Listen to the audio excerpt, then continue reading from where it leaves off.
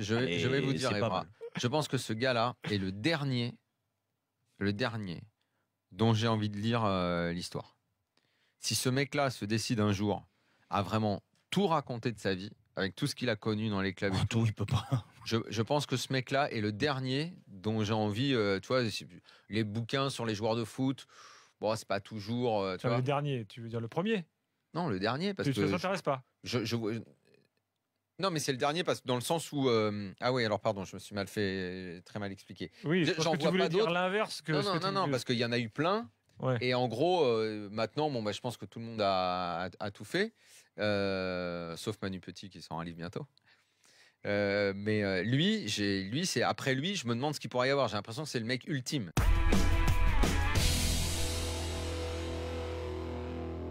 Tout ce qu'on sait, Eric, c'est que de toute façon, ça a bouffé le début de saison de série, dans tous les cas. Ça, c'est sûr. Que ça soit de sa faute ou de la faute des dirigeants ou de la faute de Pierre-Paul Jacques, je sais pas. Mais en tout cas, c'est normal que ça perturbe un joueur. Parce que je veux dire, un jeune joueur qui, comme tu dis, ça fait 2 ans qu'il s'éclate à Nice.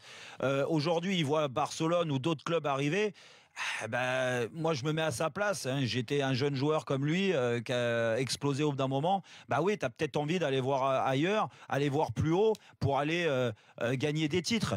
Maintenant, ce que je veux dire, il faut pas lui en vouloir. Aujourd'hui, ça s'est pas fait. J'espère pour lui. De toute façon, il va se remettre bien dans la tête et que ça reste un bon joueur de football. Donc, que ça soit au mois de septembre ou en octobre, il sera bon.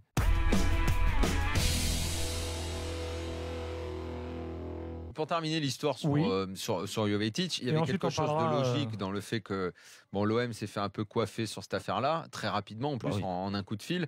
Ouais. Jovetic voulait jouer la Ligue des Champions. Que Monaco soit aujourd'hui plus attractif que l'OM, c'est une évidence. C'est triste à dire pour les Marseillais, mais c'est la réalité. Il y a Ligue des Champions, il y a le parcours réalisé, il y a un titre de champion. Jovetic, dès qu'il a eu le coup de fil de Monaco, il a immédiatement oublié l'OM. C'est comme ça que... il faut le dire, c'est comme ça que ça s'est passé. Mais oui, il a été pas loin de l'OM à un moment. Je reprends les propos d'Emery dans cette interview. L'année dernière, dit Emery, je me suis assis avec le président et je lui ai dit « Président, on peut prendre différents chemins. Si tu choisis de faire le chemin avec moi, tu dois m'écouter et changer certaines choses avec le directeur sportif. » Et le président a décidé de remplacer Kluivert par Antero. Voilà ce que dit Emery. Maintenant, rajoute-t-il, nous sommes tous sur la même longueur d'onde. Le président connaît mes besoins et avec l'aide d'Antero, il les satisfait. Quand je suis arrivé, j'écoutais le directeur sportif et le président. Je leur disais, OK, vous connaissez mieux l'équipe que moi, je vous fais confiance. J'ai été passif, dit Emery. Maintenant, c'est fini. Donc ça, c'était dans l'interview de SoFoot.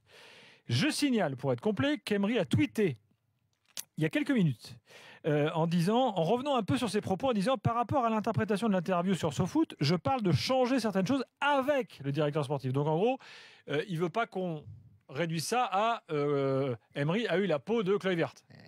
Donc c'est un peu... Mais bon, après... Permets-moi donc dans ce cas-là de mettre un petit peu en doute... Voilà. Ce qu'il dit sur SoFoot. S'il corrige comme ça... Et il ajoute, j'ai toujours respecté les directeurs sportifs avec lesquels j'ai travaillé. Voilà, donc ça veut dire qu'il n'a pas eu sa peau. Voilà. En plus, c'est pas vraiment le genre.